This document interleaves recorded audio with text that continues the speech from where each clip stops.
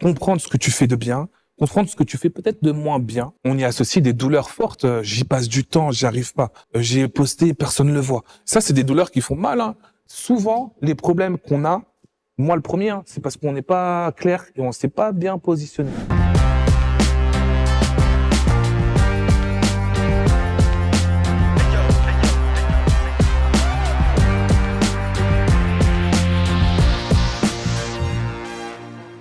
Bonjour à tous et bienvenue dans votre émission B2B, une émission qui donne la parole aux créatifs, et aujourd'hui, croyez-moi, on reçoit un invité de taille, un vidéaste avec du contenu original. Est-ce qu'on peut applaudir pour Synapse?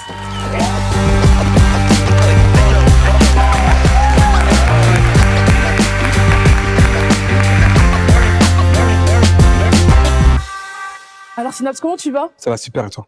Ça va très bien. Du coup, tu t'appelles vraiment Synapse ou... Non, c'est un nom d'artiste du coup. Ça permet de faire la distinction entre la vie artistique et puis ma vie personnelle derrière. Du coup. Ah, c'est ce que tu souhaites faire? Ouais, totalement. Moi, je suis introverti et puis je veux qu'on parle avant tout de ce que je fais dans le domaine artistique.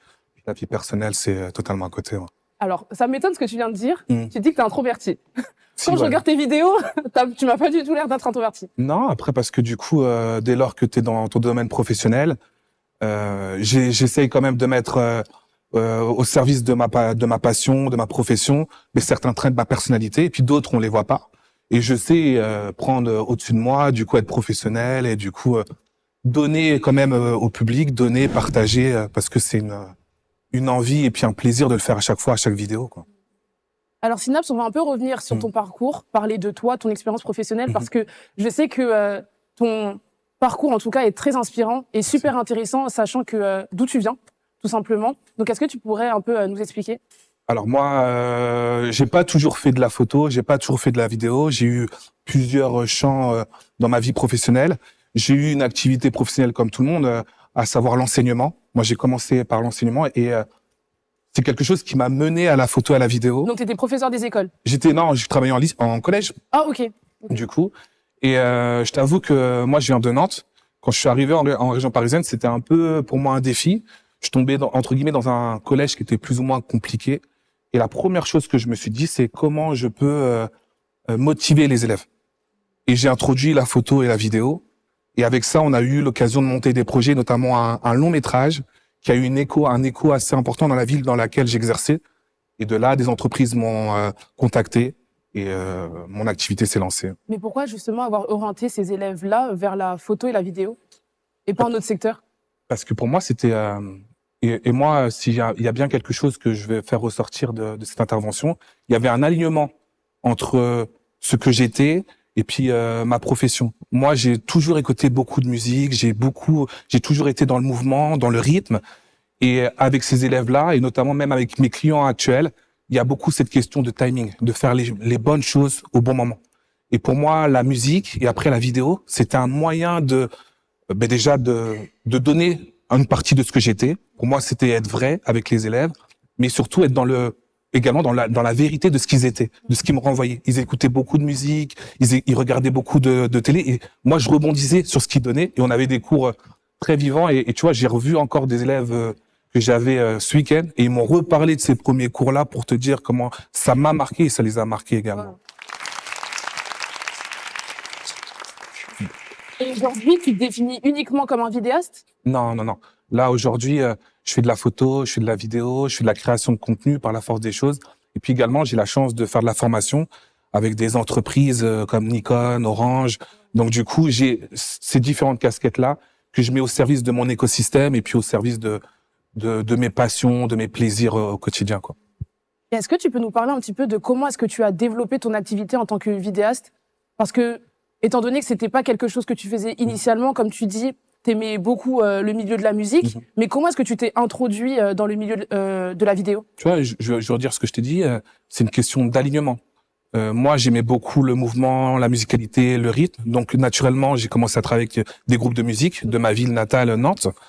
Et là, ça a pris un certain essor. Donc, j'ai travaillé avec des groupes de musique. J'ai travaillé également avec des entreprises qui accueillaient du coup les artistes. Donc, moi, j'ai travaillé avec, par exemple, Gims, Aya Nakamura à leur tout début. Donc, moi, ça m'a permis d'acquérir de l'expérience. Et de là, j'ai commencé à travailler avec des danseurs. parce que toujours cette question de mouvement, de rythme. Et là, parce que j'ai gardé des contacts, ces danseurs-là, on a évolué ensemble. Aujourd'hui, je les vois à la télé, je les vois danser pour des gros artistes. Et puis, l'idée, c'est de pas s'enfermer. Et cette rythmique-là, cette musicalité que j'avais, je l'ai mis au service maintenant un peu plus du champ de la mode, du coup de l'entreprise, mais toujours en gardant la même essence. Donc c'est un alignement du coup par rapport à ce que j'aimais, à ce que j'avais, puis avec les ambitions que j'avais et les buts et du coup les points que je voulais atteindre dans ma carrière. J'ai toujours voulu être aligné par rapport à ça, pas me trahir du coup. Et quand est-ce que tu as commencé réellement à te montrer sur les réseaux sociaux? Très tard. Très tard. Au départ, il y avait juste mes photos, mes vidéos. Je mettais rien d'autre parce que mon but, c'était une question de crédibilité. D'abord, être reconnu pour ce que j'étais capable de produire. Ensuite, j'ai très vite compris quand même que la force des réseaux sociaux et puis la force de la communication. Donc, tu vois, j'avais un masque. Donc, c'était à l'époque du Covid. Donc, la chose aidant, j'avais des lunettes, un masque, mais j'avais toujours ce souci de crédibilité. Et puis, quand je me suis senti toujours aligné, tu vois, je me répète sur ce mot-là, avec mes ambitions professionnelles, j'ai compris que me montrer, mettre de l'humain derrière des photos, derrière des vidéos, ça permettait aux gens de se projeter et de comprendre la personne qu'il y avait derrière. Ça fait 2-3 ans que je me montre régulièrement et c'est ce qu'on s'était dit du coup à l'approche de cette émission. Tu vois, il y a des gens qui ont découvert que ma couleur de peau, il y a des gens qui ont découvert qui ont associé un timbre de voix à un visage et ça a permis de créer de la connexion humaine. Et aujourd'hui, tu vois, même en arrivant à l'émission, pour te dire, j'ai rencontré quelqu'un qui m'a dit « Oh, je t'ai vu sur YouTube et tout », donc on a parlé dans la rue et c'est aussi ces contacts-là qui est cool d'avoir au quotidien, quoi. Donc toi, tu es quand même présent sur Instagram, Oui. TikTok, Instagram, TikTok, YouTube. Ouais. YouTube. Comment est-ce que tu fais pour gérer ces 3 réseaux sociaux qui demandent quand même du temps? C'est une question d'organisation. Quand tu penses à un contenu, il faut déjà te dire est-ce qu'il va être pertinent sur les 3 plateformes. Il y a des contenus que je fais spécifiquement pour YouTube, du contenu que je fais spécifiquement pour Instagram et d'autres pour TikTok. Mais même si c'est des variantes d'un même contenu, c'est toujours avoir un continuum. Donc, se donner des thématiques clés. Moi, je sais que j'ai des thématiques dans la photo qui reviennent. Par exemple, ma photo au flash, je travaille beaucoup au flash et moi, je commence à être reconnu pour ça. En vidéo, moi, je travaille beaucoup sur le mouvement à main levée. Donc, j'ai quand même des grosses thématiques. Et j'essaie de me faire un programme qui vient alimenter ces grosses thématiques. Et puis après, parlons concrètement, alimenter ce que je veux vendre à travers ces thématiques-là. Donc, c'est une organisation sur du court terme, du moyen terme et du long terme. Tu vois, là, je commence à réfléchir déjà ce que je vais faire en décembre, l'année prochaine, parce qu'il faut se projeter. Toujours avoir ce coup d'avance sur ton travail. Ouais, toujours. Mais pourquoi? Parce que moi, c'est quelque chose qui me rassure. Je fais un pas, mais je sais déjà où je vais aller. Et même en termes d'organisation et de projection, d'accepter tel ou tel projet, parce que tu sais que toi, au final, t'as ça à vendre, t'as ça, et que si c'est aligné avec ce que tu veux vendre, tu vois, tu peux mieux t'organiser, mieux anticiper les choses que le faire du jour au lendemain et être comme un coq là, un poulet sans tête qui va courir. Toujours être dans l'anticipation, ça te permet aussi de te professionnaliser, savoir où tu vas aller, savoir ce que tu vas dire, savoir où tu vas amener ton audience. Parce que même si toi tu sais pas, comment tu veux que ton audience comprenne ce que tu veux lui donner. Donc moi j'ai toujours ce coup-là d'avance et savoir ce que je vais faire, savoir ce que je veux vendre, savoir ce que je vais mettre en avant. Wow. Mais pour revenir au niveau de ta passion de la musique, est-ce que tu penses qu'il y a, je pense connaître ta réponse, tu vas me dire qu'il y a un alignement, mais j'aimerais que tu puisses vraiment me donner une réponse un peu plus détaillée, dans le sens, est-ce que tu penses qu'il y a eu un lien entre le fait que tu sois passionné de musique et qu'aujourd'hui tu as un certain œil dans le milieu de la vidéo? Ouais, totalement, parce que c'est le point de départ de tout projet. Et tout du moins, moi, je tiens à avoir un point d'honneur quand j'ai des clients avec lesquels je travaille, c'est qu'on commence à se focaliser sur la musique. Une fois que tu as la musique, ça permet de créer une ambiance, ça permet de donner un rythme de travail et ça se permet de se projeter avec le client. Tu vois, sur tel moment de la musique, moi, j'imagine telle image, tu vois, je te l'écris. Et quand tu arrives sur le tournage, c'est pas un moment où on va expérimenter. Certes, on va essayer des choses, mais c'est un moment où on va déjà appliquer ce que le tempo nous a dicté, les images qu'on a mis sur le tempo, les images qu'on a mis sur le rythme, et toujours dans cette volonté même de guider ton audience, de par l'atmosphère qu'on va créer, le client, il comprend où il va amener son audience. Donc moi, mon travail, c'est aussi par le biais de la musique, et cette imbrication qu'on va faire avec la vidéo, d'aider le client de manière stratégique à comprendre l'ambiance qu'il veut mettre en place et le message qu'il veut donner à son client. Et pour moi, la musique, c'est fondamental. C'est le point Exactement. de départ à ce travail-là stratégique que je fais au jour le jour avec le client. Ouais. Mais même quand tu regardes au niveau des effets sonores, mais ça change C'est ça. totalement une vidéo. C'est ça, totalement. C'est fou. Totalement. C'est fou. Et toi, comment t'as appris de manière autodidacte tout ça? Ben, j'ai la chance, tu vois, d'avoir des parents qui écoutaient non-stop de la musique. Donc, même mes recherches, c'est après que j'ai compris toutes les recherches que j'ai fait, les recherches YouTube, parce que moi, j'ai pas fait d'école. C'était très orienté. Même les créateurs que j'ai un peu regardés, ils avaient toujours une touche musicale, ils avaient toujours ça. Et c'est avec le recul que je l'ai compris. Et ensuite, mais c'est la touche que tu vas donner, ton branding. C'est moi, j'ai une touche, tu vois, très soul, très R&B, parce que c'est la musique que j'écoute, c'est la musique qui me nourrit, c'est la musique qui m'inspire énormément. Et je sais que tu prends un autre vidéaste, il va pas avoir ces mêmes surtempérations. Et moi, je mets un point d'honneur à avoir ce point-là qui va me permettre de me différencier et de me faire me reconnaître dans le milieu audiovisuel à Paris, puis après en France, du coup. Mais justement, comment est-ce que tu as réussi à trouver ton identité sur les réseaux sociaux? Parce que c'est vrai que quand je regarde une vidéo, au travers, par exemple, de l'étalonnage, du filtre qu'il y a, je sais que c'est toi. Ah, je te remercie. Je te remercie. Ben, tu vois, c'est une synthèse, c'est un travail de longue haleine. C'est des briques que tu vas mettre une à une pour construire ton mur. Mais c'est aussi savoir des fois s'arrêter. Se dire, OK, je vais prendre une pause, faire le point sur ce que j'ai envie de donner. Parce que des fois, quand tu commences à accumuler les projets clients, tu fais ce que le client veut et tu t'oublies. Exactement. Et l'idée, c'est des fois de s'arrêter et de synthétiser, toi, ce que tu aimes, ce que tu veux vendre et ce que le marché demande. Et moi, c'est à des moments clés où j'ai réussi à le faire et ensuite à mettre ma patte entre ce que j'aimais. Parce que tu le sais, toi aussi, hein, la création de contenu, c'est beaucoup de temps. Et si tu t'engages dans ce marathon-là sans être animé par quelque chose que tu aimes, tu vas te perdre. Donc moi, j'avais besoin de faire la synthèse. OK, j'aime ça, j'aime le R&B, j'aime tel type de couleur, mais qu'est-ce que j'aime vraiment? J'ai fait une synthèse et dans chaque visuel que je fais, j'essaie de prendre ce tableau-là qui est toujours, tu vois, dans mon bureau, ces éléments-là pour qu'on puisse reconnaître ma patte et puis que je puisse m'exprimer comme je le veux et qu'on décide pas pour moi. Moi, c'est important que je puisse décider où je vais amener mon audience, même quand je vais travailler avec un client, qu'on ait un petit peu de ma patte. Ça, c'est très important.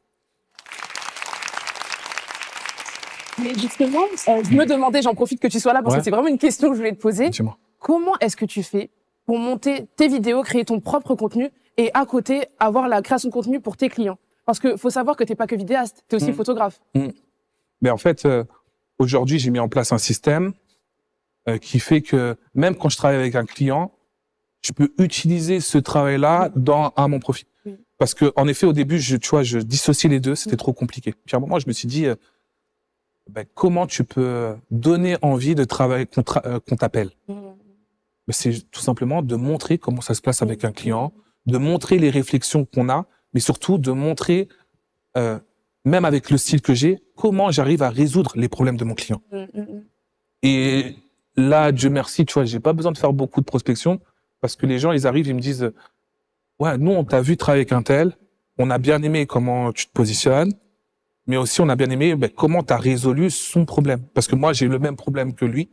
Est-ce que tu penses pouvoir résoudre également mon problème? Quand tu parles de résoudre un problème, ça peut être quoi, par exemple? Mais tu vois, je trouve que il y a beaucoup de photographes vidéastes qui ont des soucis de trouver des clients parce que ils déconnectent la création de photos vidéo de problèmes. Un problème, c'est j'arrive pas à ce qu'on m'identifie sur les réseaux sociaux, j'arrive pas à me démarquer, j'arrive pas du coup à donner une voix à mon message, à mettre une identité sur mon message.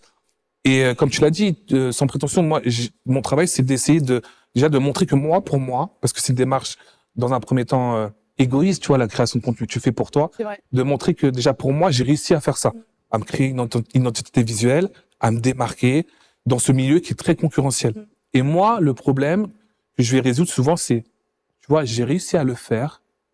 Donne-moi une chance de te montrer que moi, je peux le faire pour toi. Je vais t'aider à te comprendre ton écosystème, quels sont tes concurrents, comment ils communiquent, comprendre ce que tu fais de bien, comprendre ce que tu fais peut-être de moins bien. Et puis, ensemble, avec ce que j'ai fait, et que c'est pas une valeur absolue. J'arrive sans prétention. Moi, j'ai fait certaines choses. Toi, t'en as fait d'autres. Ensemble, comment on peut faire pour que toi, ton travail, il puisse passer un step. Et du coup, et tu vois, souvent à la création de contenu, on y associe des douleurs fortes. J'y passe du temps, j'y arrive pas. J'ai posté, personne ne le voit. Ça, c'est des douleurs qui font mal, hein, du coup. Et moi, j'essaie avec le travail que j'ai, d'apporter du coup des solutions pour résoudre ces problèmes-là, qui sont récurrents et qui sont forts. C'est très fort ce que tu dis. C'est vraiment fort.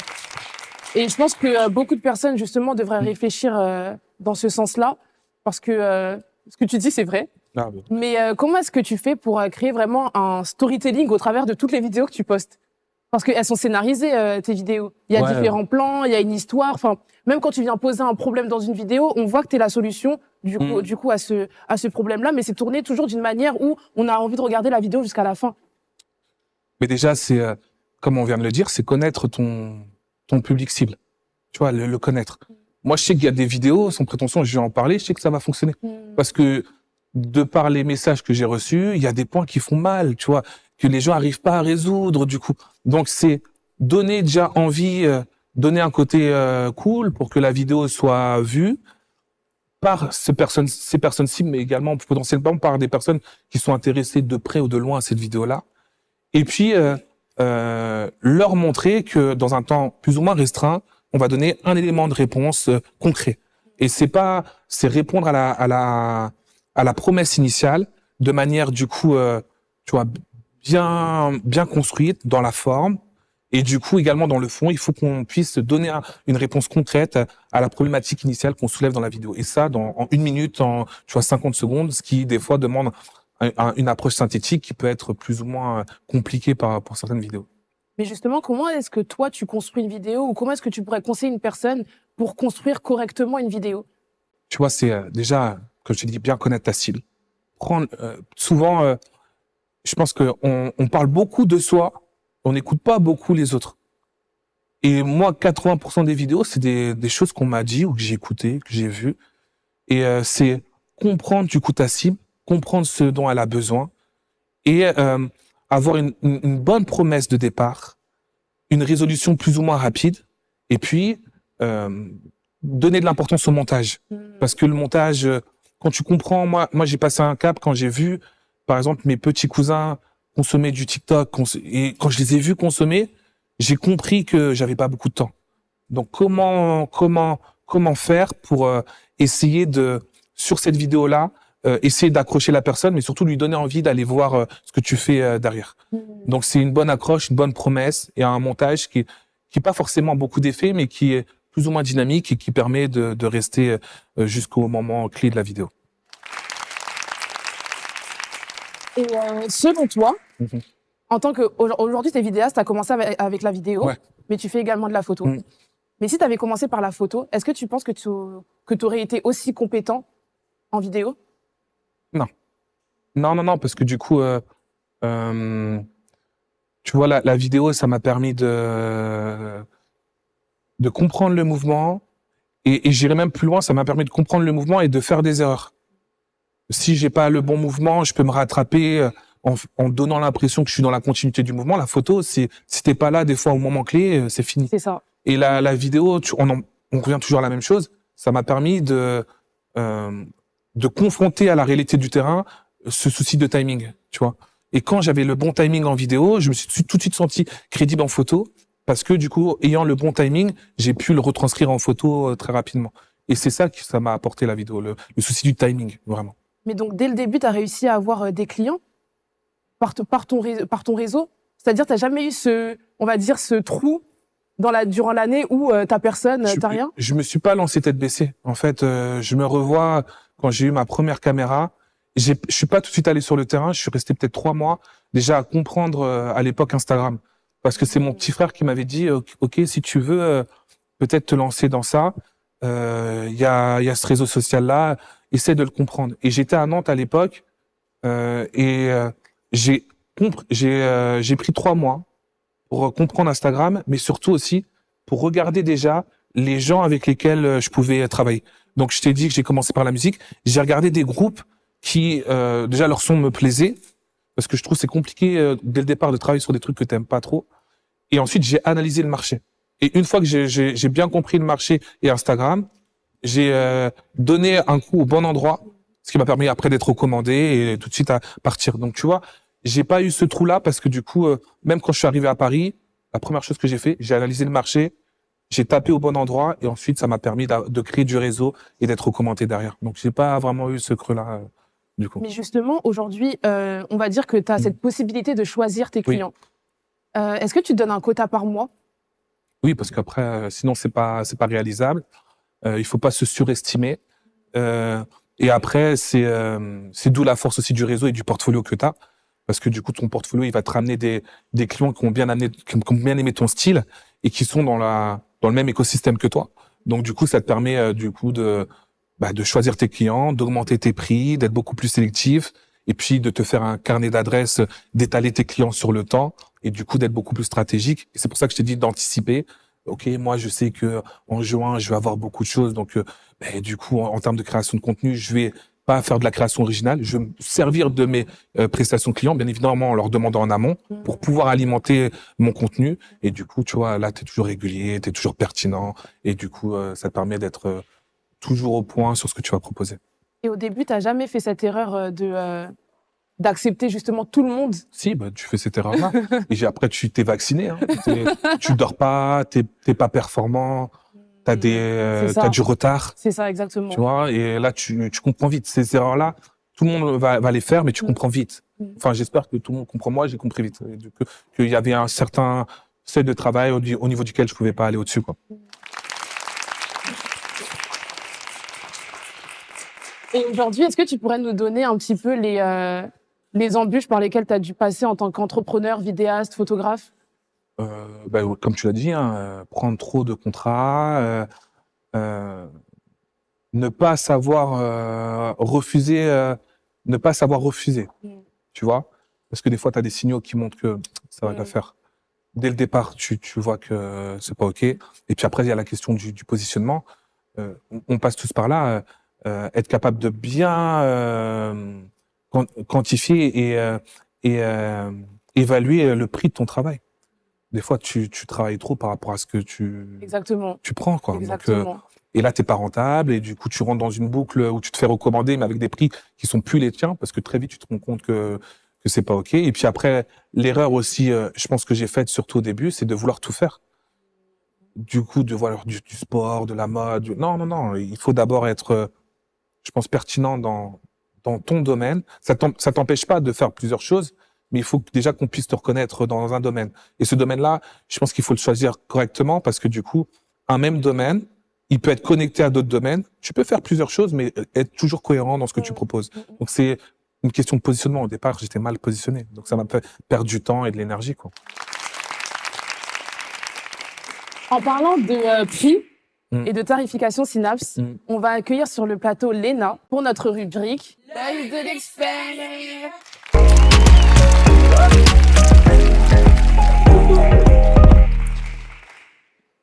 Bonjour Léna. Salut. Ça va? Ça va, merci.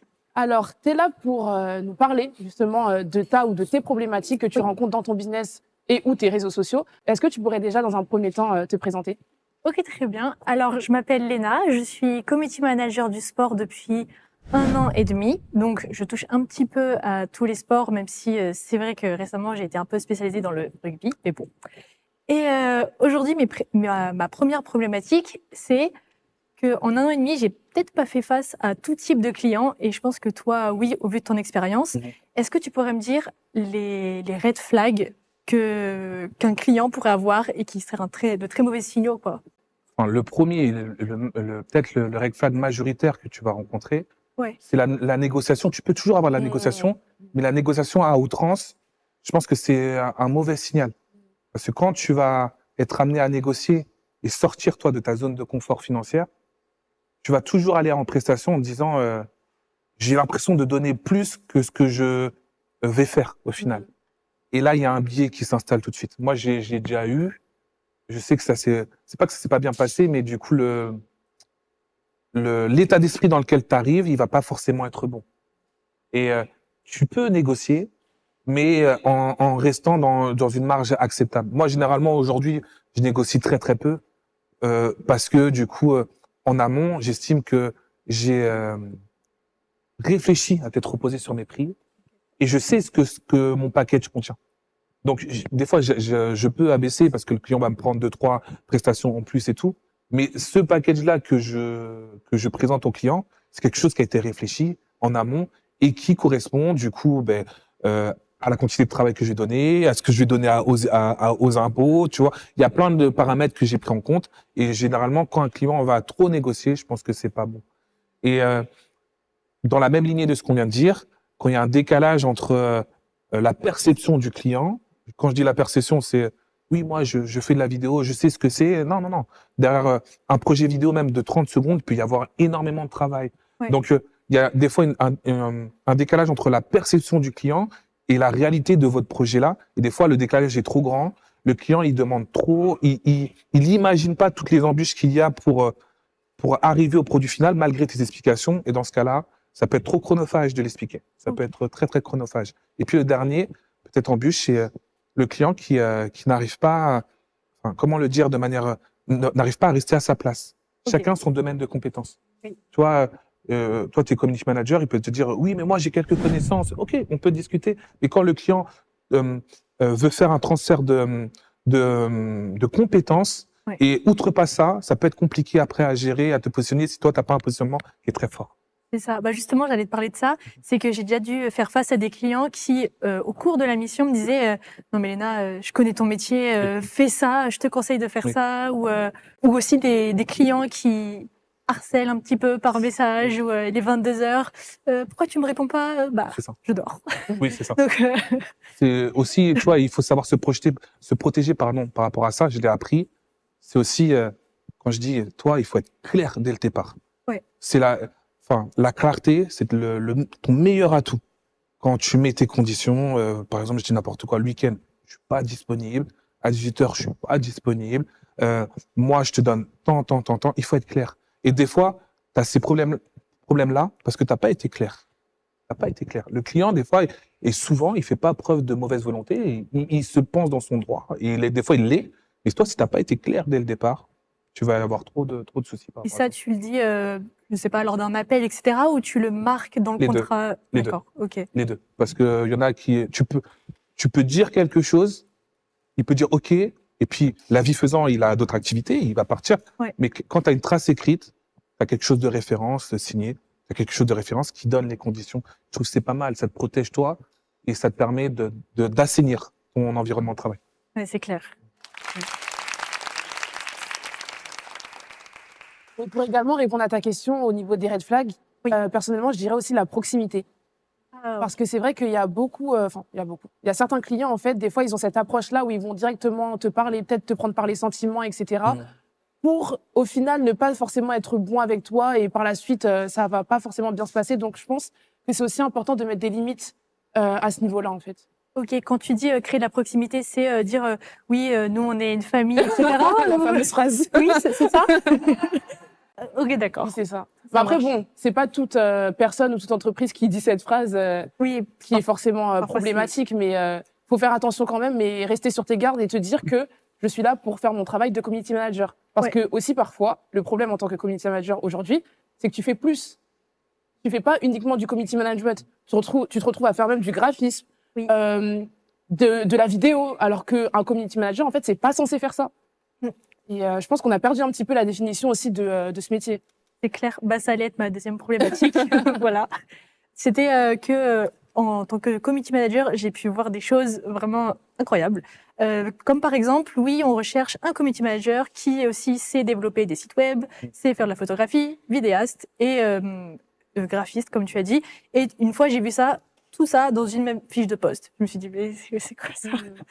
Donc, comment tu pourrais faire pour imposer, on va dire, ton job? Et là, ok, tu m'as proposé quelque chose, ça fait pas partie de mon métier. Comment tu peux refuser gentiment et moi, je vois deux réponses à ça. Ok.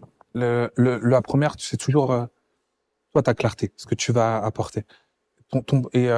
C'est aussi peut-être qu'ils se permettent de faire ça parce qu'il y a un problème de positionnement. À l'initial, ton positionnement, il est pas bon. comme elle vient de dire, je mettrais tu vois, un demi-teinte ce que tu viens de dire, parce qu'aujourd'hui, il y a des community managers qui vendent ces compétences-là Oui, aussi, oui. pour pouvoir se démarquer. Donc, est-ce que toi, tu as une approche traditionnelle de ce métier-là? Ok. Et toi, tu veux que te cantonner à la gestion des postes, du coup, à la gestion de la vie du compte? Ou est-ce que pour pouvoir affirmer ton positionnement, tu as amené, du coup, des éléments en plus dans ton positionnement et dans ton champ de compétences? Ok.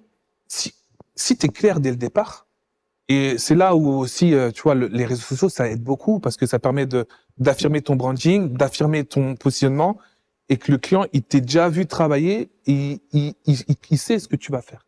Ouais, ouais. Donc, c'est toujours, je reviens à cette question de clarté et de positionnement. Mm. C'est toi, dans ton positionnement, qu'est-ce que tu donnes? Il faut être clair. Il faut avoir sur ton site, sur ta page Instagram ou TikTok, je sais pas, au moins un lien qui renvoie à, OK, je me présente, je fais ça. Moi, mon champ de compétences, c'est ça. Donc, ce serait en plus du portfolio une fiche de C'est ça. présentation? D'accord. Et souvent, quand tu as un problème, c'est que tu laisses des portes ouvertes. Enfin, même moi, tu vois, j'ai eu cette discussion-là parce que du coup, j'ai perdu beaucoup de temps ces 2 dernières semaines à répondre aux mêmes questions. Ouais. Et je me suis rendu compte, c'est aussi moi qui génère ces problèmes-là parce qu'il y a pas, j'ai pas donné ces réponses-là. Ok. Et je pense que ce positionnement, il va te permettre, de gagner du temps, mais surtout de faire ta spécificité. Si j'ai besoin d'un community manager qui sait faire de la vidéo, OK, tu m'as moi. Ouais. Et moi, dans mon champ de compétences, je suis compétent. Si je veux un community manager qui sait faire du site internet, mais tu vois sur ma page, je suis compétent. Donc, je pense que souvent, les problèmes qu'on a, moi le premier, c'est parce qu'on n'est pas clair et on ne s'est pas bien positionné. Et que pour une personne extérieure, ce qui toi te semble logique, tu vois, quand tu vas me dire, mais moi je suis pas de site internet, mais c'est logique. Mais non, Ouais. pour une personne extérieure, peut-être que parce que tout le monde est mal positionné, ou il y en a beaucoup qui sont mal positionnés et qui se lancent sans se poser ces questions en amont, ce qui met du coup de l'obscurité dans la profession. Ouais. Du coup, moi je suis pas clair. Et tu vois, à contraire, tu as même une autre manière de prendre les choses. Bah, les autres ils sont pas clairs. Moi je vais amener de la clarté, ce qui va me permettre de me dégager. Il y a ce bas-fond là qui va grouiller avec des offres bas étage un peu. Ben moi j'amène de la clarté. Et ben du coup, je peux même m'élever. Tu vois, c'est même un facteur de différenciation et une manière de te démarquer, d'amener de la clarté de par ton branding et par du coup les différentes solutions que tu vas apporter au niveau de ta page et de ton expertise. J'allais dire, je pense qu'il y a quand même des clients. Enfin, non, j'allais dire que. Je recommence. Je pense qu'il y a quand même des community managers que quand ils débutent, ils n'ont pas forcément de clients C'est ça. et ils vont quand même accepter des offres C'est ça. qui n'ont rien à voir avec ce qu'ils sont censés accepter. Et je pense que c'est ça qu'aussi, ça brouille le marché. Mais tu vois, c'est parce que je pense, moi, c'est ce que j'ai compris avec le recul, c'est qu'il faut faire peut-être pas les choses dans le bon ordre, mais les choses qui vont aller dans le sens de la clarté. Fais-toi un portfolio qui montre, le portfolio, souvent, les gens, ils le voient comme, je montre ce que j'ai fait. Mais non, tu montres sur pourquoi tu veux qu'on t'appelle. Et quand tu as déjà cette démarche-là, tu vas pas attirer les mêmes clients. Parce que les clients, généralement, ils vont t'appeler pour ce qu'ils voient. Et s'ils voient quelque chose dans lequel ils peuvent se projeter et qui est susceptible, j'insiste sur ça, de résoudre leurs problèmes, les problèmes qui leur font mal. Tu vois, j'ai pas le temps. Souvent, toi, j'ai pas le temps. J'ai une image qui est pas en accord avec ce que je veux renvoyer. Du coup, j'ai pas les compétences pour mettre en place ça. Tu vois, ça fait mal. Hein. Ça, c'est des problématiques qui font très, très mal. Ouais. Et si toi, de par ton portfolio, t'amènes des réponses à ça, tu te démarques. Et 2, tu fais gagner du temps à tout le monde. Le client, il a vu ce que tu vas faire, il va t'appeler. Moi, je veux ça. Du coup, si tu l'as pas montré, je pense qu'il y en a beaucoup qui voient le portfolio comme une démonstration technique. Tu vois, voilà tout ce que je peux faire. Non, il faut le voir comme voilà ce que je veux vendre. Et si tout le monde était un peu plus dans cet état-là, même dans le community management, tu te rends compte qu'il y a plus dans cette grosse niche, il y a plusieurs petites niches et les clients, ils n'ont pas les mêmes besoins. Eux, généralement, dans le community management, ils mettent des besoins globaux. Mais en fait, il y a plusieurs types de community managers. Et en fait, c'est toi à apporter de la clarté, leur dire, moi, je suis un de ces types de community managers-là et je résout tel type de problème. Je pense que là, tu n'auras pas de soucis derrière. Ok, très bien, merci.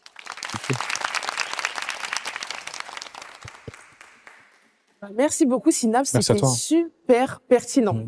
Vraiment, super pertinent ce que tu viens de dire. Même ce dont tu viens de parler par rapport au portfolio, c'est vrai que même moi, je voyais pas ça comme ça. Parce que c'est vrai que quand on parle d'un portfolio, on parle très souvent, en gros, de ce que tu as fait. Ouais. Un portfolio, ça sert à montrer ce que tu as fait, montrer la création de contenu que tu as déjà effectué, etc. Mais on va pas dans le sens, dans la pensée du client, en se disant qu'est-ce qu'il veut voir, en fait. C'est ça, en fait. Beaucoup plus ce que nous, on a déjà fait, mais c'est vraiment pertinent ce que tu viens de dire. Et merci beaucoup pour ça. Merci à toi. Donc, Léna, on a répondu à toutes tes questions. Ouais, c'est super clair et je vais vraiment tout reproduire chez moi. C'est cool. Bah, merci Synapse pour Merci ta à toi. venue. Est-ce que tu fais des formations également? En fait, normalement, à la rentrée, j'ai des formations avec Nikon et j'ai des formations également de mon propre chef qui vont être annoncées, je pense, courant août. Donc voilà. Parfait. Donc, je vous invite à suivre Synapse sur ses réseaux sociaux qui sont indiqués juste en barre de description. Léna, merci beaucoup pour ta venue. Merci encore Synapse. Merci à toi pour l'invitation. Et on se dit à jeudi prochain pour un nouvel épisode de B2B.